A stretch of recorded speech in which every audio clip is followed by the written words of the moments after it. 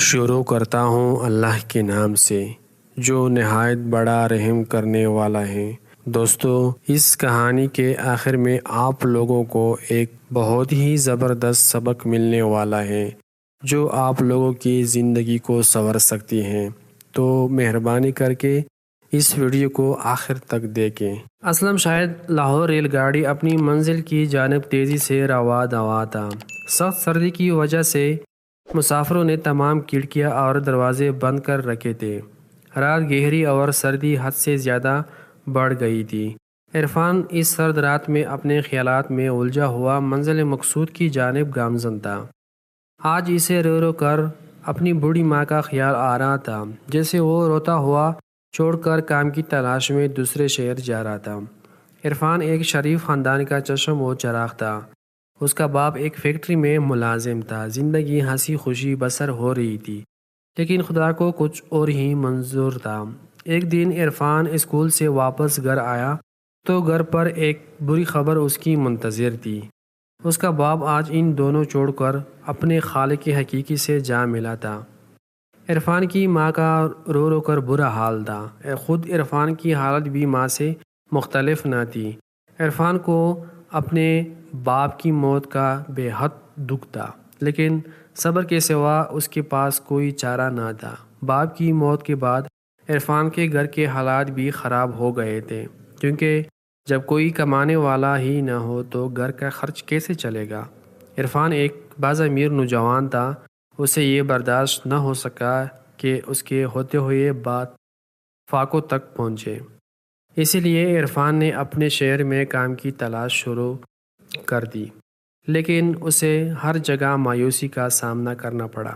آخر تنگ آ کر اس نے اپنی ماں سے دوسرے شہر جانے کی اجازت مانگی۔ آخرکار عرفان کے اصرار پر اس کی ماں نے بڑی مشکل سے اسے اجازت دے دی، اور آج وہ اپنے مختصر سے سامان کے ساتھ دوسرے شہر جا رہا تھا۔ ٹکٹ دکھاؤ۔ ٹکٹ چیکر کی کرخت آواز نے اس کی خیال کی تسلسل توڑ دیا۔ عرفان نے فوراً ٹکٹ چیکر کو اپنا ٹکٹ دکھایا۔ ٹکٹ چیکر نے ٹکٹ دے کر عرفان کو واپس کر دیا اور آگے بڑھ گیا۔ عرفان نے گھڑی میں وقت دیکھا۔ رات کے 3 بج رہے تھے۔ کچھ دیر بعد اس کا اسٹیشن آ گیا اور عرفان اپنا سامان لے کر اسٹیشن پر اتر گیا۔ اسٹیشن پر اترتے ہی اسے ہوا کا ایک تیز جھونکا لگا، جس سے اس کا جسم کانپ کر رہ گیا۔ رات ابھی کافی باقی تھی، اسی لیے عرفان نے سوچا کہ صبح ہوتے تک اسٹیشن پر ہی سویا جائے۔ ابھی وہ سونے کے لیے مناسب جگہ تلاش کر ہی رہا تھا کہ اچانک اس کی نظر ایک پرس پر پڑی۔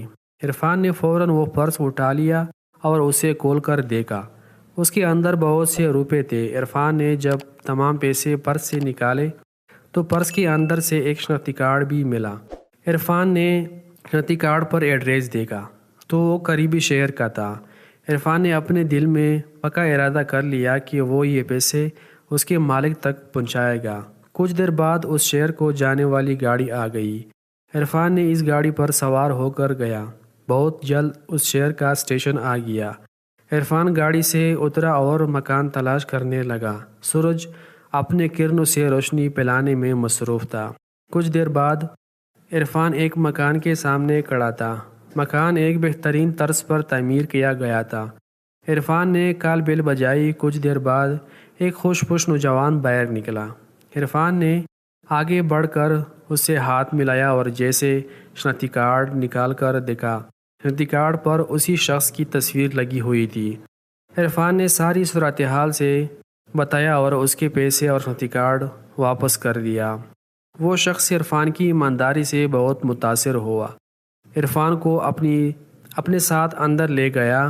اس شخص نے عرفان کی خوب خاطر مدارت کی اور دوسرے شہر آنے کی وجہ پوچھی۔ یہ نوجوان ایک بہت بڑی فیکٹری کا مالک تھا۔ عرفان نے اسے بتایا کہ وہ دوسرے شہر نوکری تلاش کرنے میں آیا ہے۔ اس شخص نے عرفان کی ایمانداری کو دیکھتے ہوئے فوراً اپنی فیکٹری میں ملازم رکھ لیا۔ عرفان بھی بہت خوش ہوا کہ اسے اس کی ایمانداری کا پھل مل گیا ہے۔ اس کہانی سے ہمیں یہ سبق ملتا ہے کہ ہم پر چاہے کتنی ہی مصیبت کیوں نہ آ جائے، مصیبت سے کبھی گھبرانا نہیں چاہیے اور ہمیں ہمیشہ ایمانداری سے کام کرنا چاہیے۔ دوستو، اگر یہ ویڈیو آپ کو پسند آئی ہو تو پلیز مہربانی کر کے چینل کو سبسکرائب کر لے اور ویڈیو کو لائک شیئر ضرور کر لے تاکہ ہمارے نئی آنے والی ویڈیو کی نوٹیفیکیشن سب سے پہلے آپ تک پہنچے۔ شکریہ۔